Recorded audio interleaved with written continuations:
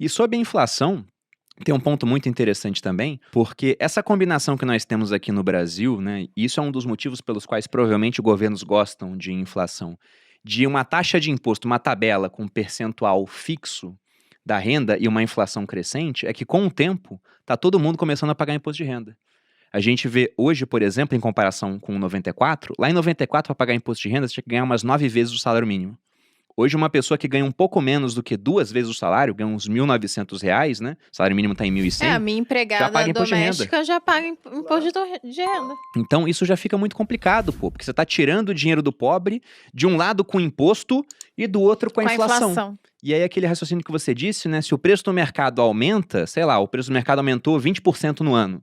Como você consome quase nada comparado ao que você ganha, você é pouco afetada.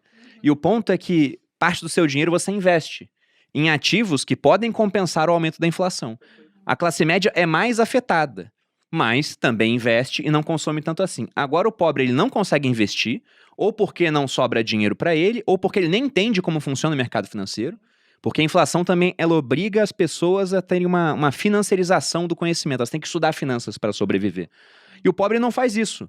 E além do que, um aumento de 20%, também, né? Tá trabalhando. isso pode ser a diferença entre ele poder comprar proteína ou ter que viver só de miojo, de carboidrato, de biscoito, aquilo que é mais barato. Você piora até a saúde dele no final das contas por conta disso. A questão da inflação para o pobre é que realmente ele é o que acaba mais sofrendo, não tem como se proteger, não tem tantas formas, mas e ele também não entende como funciona o processo todo, né? É aquilo que você falou, ele acaba... Quando vê no passado os cheques emergenciais, claro que eles vêm como o governo está ajudando eles, mas eles não entendem que essa ajuda vai ser cobrada no futuro via menor poder de compra daquele dinheiro dele. E essa correção do imposto de renda que agora está sendo também tratada na reforma, isso nem é reforma, né, cara? Isso é obrigação. Sempre deveria ter sido corrigido pela inflação. Isso era o mínimo, deveria ser automático o reajuste. E agora está, ainda assim, reajustando pelo que estão fazendo, está muito defasado. E não é apenas imposto de renda, né? Em ações também, o imposto sobre ganho de capital, como é que é o limite? Os 20 mil reais. 20 mil reais? Há quantos anos isso? Desde 94 também, não é? Se eu não me engano, é 95. Na época, 20 mil reais valia os 100 de hoje. Você comprava um imóvel na época e desde então não reajustaram. E quando forem reajustar, eles provavelmente vão tirar esse negócio. Claro. Vão falar, como assim vender ações e tá isento, né? Não, tem que tributar esse pessoal aí que vende. E outro dia eu fiz uma conta com essa questão da tabela de imposto de renda que a gente tem hoje, que não é corrigida desde 2015, e um aumento da inflação. Se todo ano a inflação aumentasse 5% e o governo fosse reajustando o salário mínimo em 5% também para compensar, em 30 anos, todo mundo que ganha um salário mínimo estaria pagando 27,5% de imposto. Porque o mínimo já estaria lá na faixa dos 4.700, mais ou menos. Então, uma inflação crescente... 27,5%, que é a alíquota mais alta hoje. Uma inflação crescente com esses impostos fixos, isso aumenta o percentual da renda das pessoas que vai parar na mão do poder próprio público. governo. E eu queria ver contigo, eu achei um vídeo seu muito bom, que você falava sobre o legado cultural da inflação. E esse é um ponto interessante, como muito tempo de inflação muda a cabeça das pessoas em vários aspectos.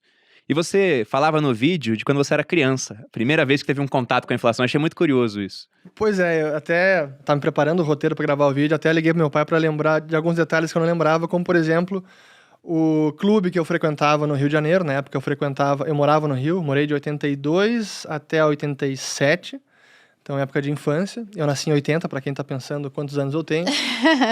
E a gente frequentava o clube, era o Marina Barra Clube, que ficava na Barra da Tijuca. E naquela época, isso era 85, 86. Que era só mato naquela época, Barra da Tijuca. Sim, não tinha nada. E eu lembro que eu ganhava semanada, não era mesada, era semanada. E eu, muito me achando esperto, pensei, vou poupar o dinheiro e consigo comprar mais coisas. Tinha lá uma banquinha no clube, que vendia guloseima, chocolate, alguma coisa. Eu adorava chocolate, porcaria, como qualquer criança. E eu pensava, se eu juntar o dinheiro, daqui a algumas semanas eu consigo comprar um monte de bala. E aí, juntei algumas semanadas, acho que umas 4, 6 semanas. E aí, numa dada semana, eu fui lá com o meu dinheiro no bolso, cheguei para comprar o que eu queria, o cara olhou o dinheiro e não, eu quero chocolate, não, isso aqui não como mais nada. Assim, a minha frustração foi tanta que eu não entendi o porquê, mas realmente aquilo me marcou, que é uma história que eu lembro até hoje. Eu lembro da cena como se fosse hoje, eu olhando pro cara, assim, isso aqui não compra nada. E antes comprava. E antes comprava, em questão de um mês e meio. E realmente era assim, não é exagero. 80. Claro. Que tristeza. E então essa... Hoje em dia pode guardar o dinheiro, viu, gente? Vamos... Olha, calma aí. Cuidado com esse conselho aí, viu? Não, mas Não poxa, por tanto tempo. Não por tanto tempo. Ah, compre dólar. Daquelas... Do nada. Qual foi o que eu comentei no vídeo até, né? Que esse tipo de... Imagina, essa experiência, o que ensinou para uma criança de 5, 6 anos? Não poupe. Não poupe. Torre tudo. Recebeu o dinheiro, gasta. Então, e é exatamente o que acontecia naquela época. A gente falou no começo da nossa conversa aqui sobre as compras de mês, né? Esse era o rancho. No sul a gente chamava de rancho. A compra para abastecer dispensa e geladeira. E realmente o pessoal fazia isso. Recebia o salário e tinha que gastar na hora. Porque se não gastasse, no dia seguinte ia comprar menos.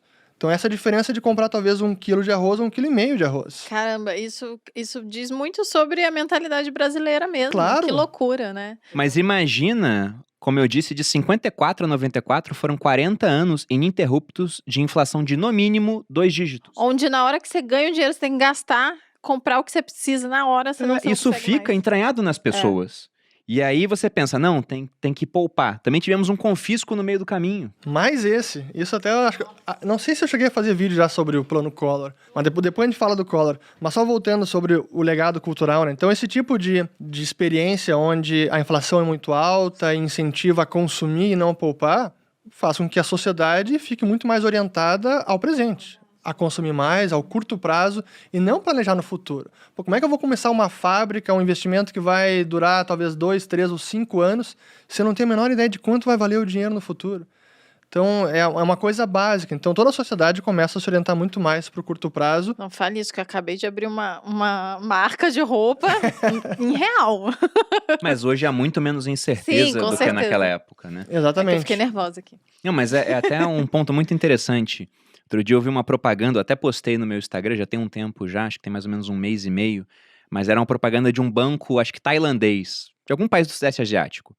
E era de uma criancinha que viu uma luneta, né, um telescópio, e ela olhava aquilo assim, olhou o preço, e aí mostra crianças deixando de comer lanche enquanto os amigos comem, os amigos lá gastando em videogame, ela adorava videogame, era um videogame do espaço, ainda ela era fascinada pelo espaço, e ela lá economizando, colocando dinheiro no porquinho. Uhum. E aí no final do comercial, parecia que ele queria passar a mensagem, né? Poupe, que um dia você chega lá. Ele chega na loja pra comprar o telescópio, e aí o dono da loja vai lá e reajusta o preço.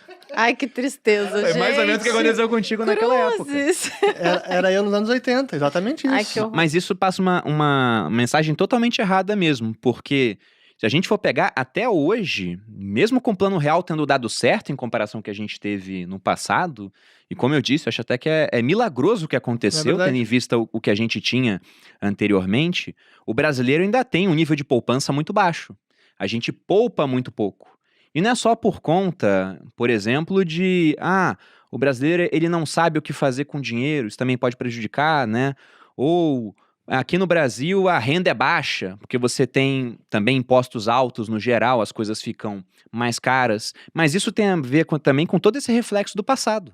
Muita gente olha e fala, pô, não compensa poupar, porque o dinheiro ele não vai parar de perder valor, as coisas estarão mais caras no futuro, então vale muito mais a pena consumir agora. E esse estímulo para o consumo, vários governos gostam disso, né? Lá na Europa, por exemplo, a gente tem taxas de juros negativas, além de ter inflação também, porque se os juros são negativos, o cara não quer investir. Não em renda fixa, por exemplo, ele está propenso ao consumo. Né? Ou ele vai correr mais risco em bolsa, isso também estimula as bolsas a subirem. Que é o que está acontecendo. Na expectativa de as pessoas consumirem mais e tomarem mais crédito, elas estão fazendo o contrário. Estão poupando ou tomando mais risco. Coloca na bolsa alemã, Estados Unidos, enfim, realmente tentando de alguma maneira investir, mas não deixar o dinheiro parado e nem consumir mais. Exatamente. E a Europa está com décadas já de juro em zero e negativo desde 2015, se eu não estou enganado. E tem um ponto muito interessante sobre isso também, que essa mentalidade de curto prazo, ela atrapalha muito o desenvolvimento econômico. Porque como você disse, quem vai querer criar uma fábrica, investir durante 3, 5 anos, o que vai aumentar a produtividade depois, se o cara tem cada vez mais incerteza do que vai acontecer no futuro, talvez até quanto a renda que ele vai obter, vai saber em quanto vão estar os impostos lá na frente, então há um grande estímulo para que você faça as coisas hoje. Isso explica também um pouco do que os governantes fazem, né? A gente pega agora, vamos ter uma eleição no ano que vem. Sim. Há um grande estímulo para que você dê mais crédito para as pessoas, E não pense muito em inflação, coloca juros reduzidos ali, para que você dê mais auxílios, porque uma hora a conta disso chega, mas quando chegar já está eleito para mais 4 anos. Ou se a conta demorar mais para chegar, aí é o ideal, né? Você pode passar a conta... Que não chega nem no mandato dele. Para um outro político, pô. Para um outro político. Então, essa mentalidade de curto prazo, ele estraga muito a sociedade.